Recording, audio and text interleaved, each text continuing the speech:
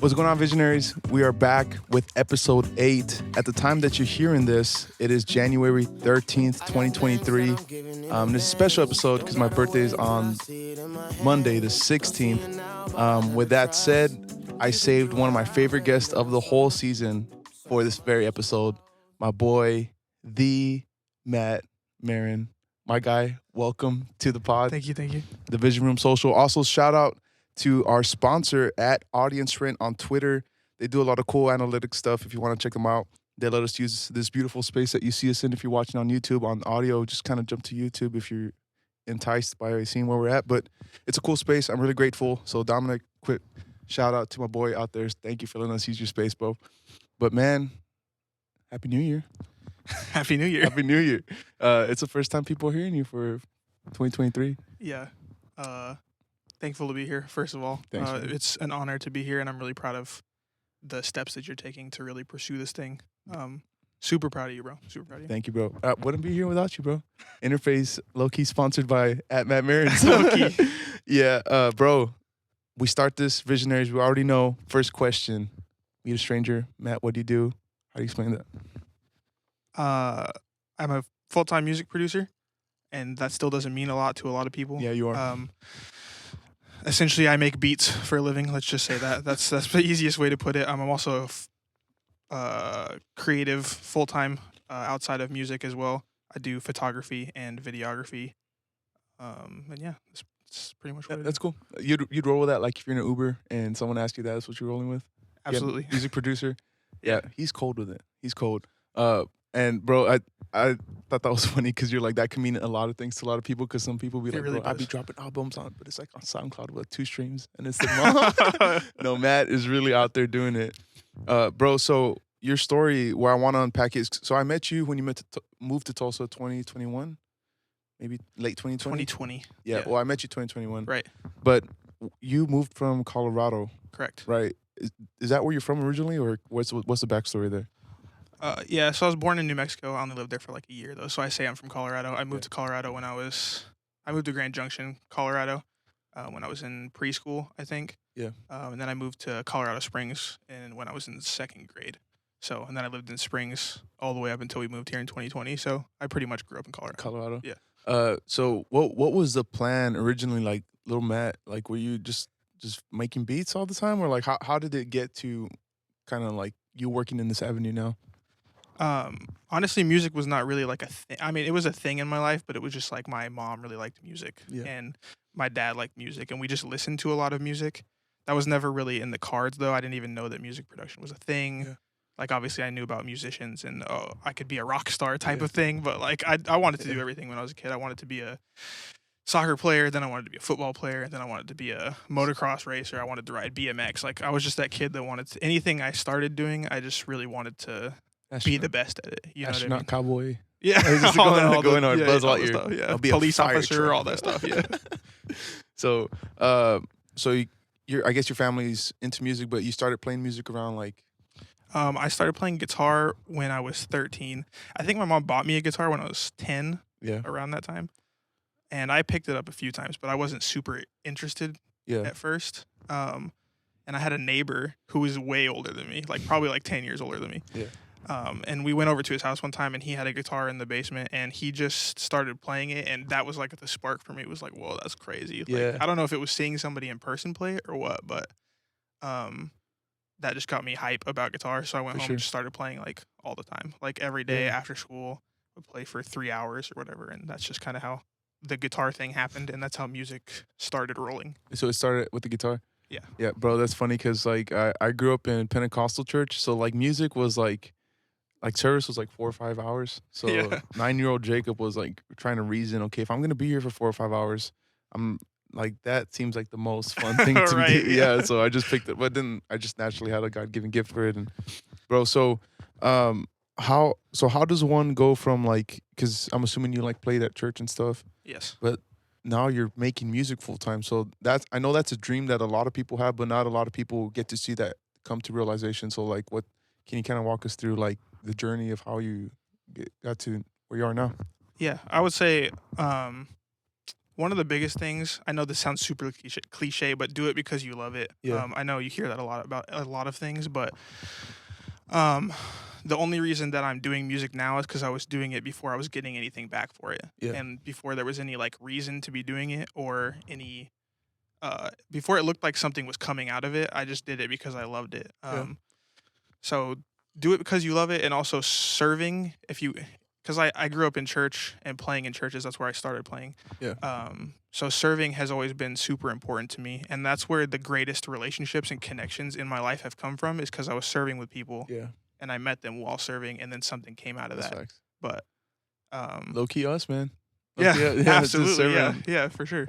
Bro, that's kind of super side tangent. Like the musician community has a dope, like if you jam with someone, like there's like some unspoken bond that is just like, because when you and I first played, it was like a worship set at the church that we were at the time, and we just connected, man, and it's like become a whole fledged friendship, but because it was rooted in this like mutual love for Jesus and for music. Yeah. And it's cool for me that the musician community has like, I don't know, we all have like this unspoken. Yeah, for sure. thing. Music is like a language, for sure. And you yeah. connect with people through it, like, which is just dope. It's really fun to play with new people, and other people bring different stuff to the table. It's kind of like a new experience every time you play with a different group or a different person, and it's cool to connect like that. Bro, so music production, from what I know, it's come, a lot of your success has come from you working with artists. And so like how did those relationships even start, or how did you even start building like a portfolio, like connecting with all these artists? Right. So the first artist I met that I work for still to this day is Evan and Eris Ford. Plug. I met them, yeah. They're dope. Shameless plug, Evan and Eris. Yeah. I met them serving, like Yeah. I said, at a church in Colorado Springs. We just all were on a youth worship team together. Yeah.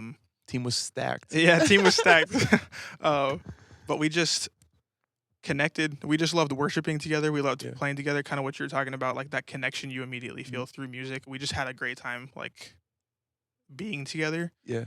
And even that, music production wasn't a thing. We all just played instruments. Yeah. Evan had like dabbled in Reason before, but it wasn't something he was doing. Yeah.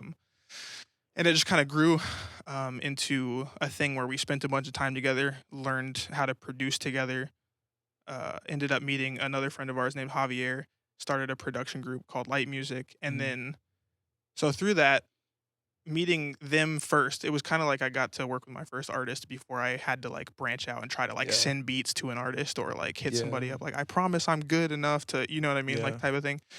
That's tough, man. Yeah, that part is definitely difficult. But again, it's the do it because you love it thing. Like we started a beat store, and I mean, nobody was buying beats or clicking on the beats or listening to them or anything, but we just loved making them, and so we stuck with that. And now people still buy those beats that we made years ago because we're growing with Light Music. Yeah. So as we grow, they go look for a portfolio. They find that stuff that we made years ago, and it's still like stuff people are buying now. Yeah, you know what I mean, bro. I mean, can I say, like, you also have had stuff on like ESPN and like bigger platforms and stuff? Yeah, that's an avenue for any producer out there that doesn't know about syncs. That's like one of the best things you can get into is licensing beats for syncs, which is TV, any type of entertainment stuff. Like, we ended up working with Universal Music Group, and they would essentially pay us to make beats and buy them from us. Yeah. And then they license beats to companies like ESPN, SportsCenter. Teams can find their track list and purchase them to use on promo and stuff like that. So you won't be on the court shooting threes, but you'll be on the court making jams. Dude, so before we came on air, I told Matt I wanted the name of this episode to be called The Art of Dropping Bangers with Matt, because this man, he really be doing it. Thank you, bro. Bro, so I think it's about the midway point of the episode. So visionaries, for y'all that have been following us, what I typically do is a Cash App challenge, but because it's my birthday, I don't want to lose money. Also, there's another, so I'm going to take a page out of Sean Evans' Hot Ones, and then we're going to do a deep dive on your social media. Let's do it. I have a picture that I'll send to Nate, and he'll edit it and post, and he'll put it like on the screen. I'm gonna show you right here on my phone, and you tell me the deeper story Okay, of for the sure. picture. Okay, great. Okay. This is my wife. Her name is Halen. Yeah. She's my entire world. I met her in high school. I was a junior in high school. This was 2012, I think. You were shooting threes? Basketball Absolutely, court? yeah. I was playing basketball at lunch, and she was in there, I guess, just hanging out with friends, and she saw me, and there was a whole situation where she gave her number to a friend and said, give my number to him, and then have him text me. That whole, So like, she shot her shot first absolutely, while she you were did. on the court. Yep. Jeez. And The Lord. yeah, we provide. started talking, just did the thing, man. Became best friends, and Been we talked for together. a year, Mhm. and then officially started dating after a year. Then we dated for 3 years, I think, 3 years ish. Yeah. Got engaged once she graduated. High school? Yes. Bro, you got were babies. Yeah, facts. We got engaged when she graduated, and we got married in March of 2017. So 4 or 5 years? yeah, Almost? it's been a minute. It's almost 6 years. Man. In March, and that picture is of us in front of our house that we were blessed to be able to buy. Yeah. Which is crazy to think that we're in our early 20s and we like moved Dude. away from home to Oh, Tulsa, dude. Oklahoma. Yeah. And we were able to purchase a house. Shout out to Eris Ford, Yeah. who's also a real estate agent, helped us get our house. Yeah. And yeah, we're just super blessed. And honestly, can't even believe it's our life. Like to be real. Like, Yeah. before we moved here, we weren't doing any of the things we were doing. You know what I mean? We were just hanging in there. I had a full-time, like, normal manual labor job. Like, I wasn't doing music production. And now you're doing music, bro. And my whole life just shifted when we came out here. So we're just grateful. I love that, bro. And you've been in Tulsa now for 2 years? 3 years? Yes. And man, I still gotta come over. Yeah, you do, bro. You do. I've been saying it since y'all moved, and I never came. For those of y'all who are seeing on the video, Halen, his wife, is out here outside of the frame, so that's why if Yeah, Matt she keeps is. looking that way and I keep looking that way, she's out here. She's also sponsoring this episode. All right, bro. So, I know for a lot of people, like being a music producer can seem super glamorous, but can you give us some insight on like what some of the struggles are? Because I feel like as a creative, at least for myself, if there's like a timeline on me, that can get kind of stressful. Or I've been with you in the studio where you're like, the artist, like there's some miscommunication because like you're providing something, but it's like they have discrepancies on like little details, like, and I feel like it'll top your own creativity. So just kind of listen on what goes on in Matt's mind during that. Yeah. Music production definitely seems like flashy because I feel like there's like memes I've seen on Instagram that are hilarious because it's like what people think we do. We're just vibing in the studio to Yeah. a beat that's like made already and whatnot. But the reality is you sit there all day, like sometimes for hours trying to find one snare drum sound or something, and you're looping 10 seconds of a song for an entire day just trying to like Yeah. get that one little section right. And That's tough, man. and then like you said with artists, just having other people involved is beautiful but also a challenge, you know, because you have your own type of creativity, your own ideas, what you would do with the song as a music producer, Yeah. but you are trying to serve the vision of that artist because they reached out to you with their own music. So they obviously want you involved, but you're not trying to squash their vision and Yeah. just do whatever you want with the song What if their because you know idea what's good. sucks, though? No, that is true, and sometimes they do. But what you have to do is just you know, you have to be there for I them. mean, it's part and of the help job, them. I guess. You, Yeah. I mean, you can take what they have, and even if you think it's bad, work with it and make it as good as it can be for you. Even because bad is also very subjective in music and Yeah. any creative thing. So for me to just say like your idea is bad because I don't like it is not necessarily true. You know what Yeah. I mean? So I just need to. You're trying to take what they have and achieve their vision in Yeah. a way that makes you both happy. Yeah. And like as a producer, now and for how long you've been doing it, I feel like you've been able to develop like a sound slash brand. Right. So I, I, I'm curious to how that plays into like when you're reaching out to artists to work with you, like Mm. because when they sign up to work with Matt, I would think as the artist I know what I'm signing up for, but that's Yeah. not always the case. Yeah, there is an aspect to people know what they're signing up for. Yeah. But also I think as a producer, you can't hold that against them. Yeah. Like as a music producer, you have to be willing to try to do whatever it is as best as you can. So if someone hits me up and they just know that I'm a music producer and they're Yeah. like, "Oh, you make dope stuff, but I want you to make a country song for me." You I can try- either tell them no, right? Like Yeah. I don't do that. Or I can say that sounds like a really fun challenge. Like let's work it and see what we can do with it, see what we come Yeah. up with because it could be really cool. Yeah.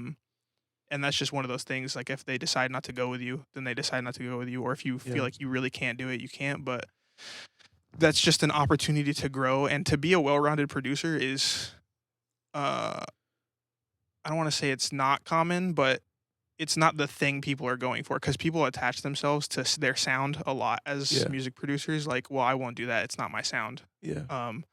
But being well-rounded and flexible enough to do whatever genre and like make whatever song is very rare Yeah. and also special as a producer. So my goal is always to not like have a sound, of course, because it's Yeah. me, but not ride that. You know what I mean? Not be like attached. This is Bible. This is Right. exactly. Exactly.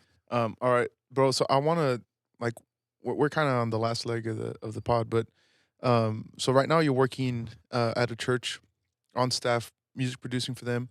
Correct. What does it look like, the balance of like doing your job but also like creating for the sake of creating for yourself? And like, because for me it's the process can look a lot the same, but like my brain would be like, this feels like work to me now.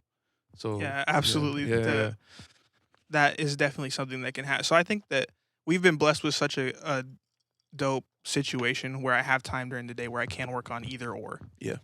So I'm not trying to like work all day on music production 9 to 5 and then go home and at 6 start working on my own stuff from 6 to or so I just pick an off day or try to find a little bit of time during my day and it feels like a break almost because it's doing the thing that I've been waiting to do kind of. Yeah. Not that I don't want to do my work, but you know what I mean? Like But like it takes your mind off Yeah. the like that time we were Right. on the studio. Like it just takes it's like a disconnect from the thing that you're like focused on and you need Yeah. to get done because it's your job and you get to just like let me just make something because it's fun and let me just make something that I want to make. You know what I mean? yeah. Bro, super random question, super like not on topic. For sure. But right now that when we were talking about being in the stew, I was remembering when I had to kind of ask you twice to go get snacks with me Yeah. at Quick Trip. So just super random. If we're on a road trip and when we're getting snacks at Quick Trip, I give you $20 to go hard. What's the at Matt Marin getting? I feel like I answered this for you, but I'm gonna answer it the same way again because it still stands It's true. not. It's not public. Like you didn't answer it on the pod. Oh, this is true. Yeah. I'm going with Rain Sherbet. It's an energy drink. Rainbow Sherbet energy drink. There we go. Yeah. I'm definitely getting some chicharrones. You know what I'm saying? Hispanic community Um, represented. And then sour candy, like Sour Patch, watermelon, any kind of Sour Patch, Warheads Extreme. Then you just something like you just that, you know what pocketing I'm the saying? rest. Man, I'll get to 20 on the sour candy alone if you want me to. I got you. Sorry for the random question. I just it kind of reminded me. We went for the Rain Sherbet. Those go hard. They do. That They go specific crazy. flavor is the best one. So Shout out Rain. yeah, it has fueled some jams. Absolutely. Yeah, man. So closing, basically just kind of freelance. If you have anything that you would share to the creative, the musician that's in that space of like struggling of balancing work and creativity on their own time, I feel like you balance that well. Because I mean, I still see you active on Reels, creating for your own self, still creating for artists that you're working with outside of like your church job. So if you could speak some life into those people, what would you say? Don't burn yourself out is all I can really say. It's kind of it's more or less on you. Even if music production is your full-time job and you have to do it all day, do it all day. You know what I mean? Because you have to, but take breaks where you can. Yeah. So like if I'm working 5 days a week, I'm not gonna force myself on those other 2 days to make music if I don't feel like I'm in the space to make music. Yeah. So, and I know it's hard in the era of content where it's like, oh, I have to make a reel or I got to do something for this, and I don't have time during work. So when I have free time, I have to put something together.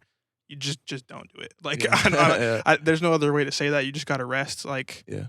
regardless of what you feel like you have to do, or even what people are telling you have to do, you just gotta take a break. Because if you get burnt out, you get burnt out. You know what I mean? Yeah. And then you just keep trying to plow through. Like it'll get better, and it's the reality of it is it won't until you take a break. Sure. Like that's how I really feel. Bonus points. How do you rest, bro? How do I rest? Yeah.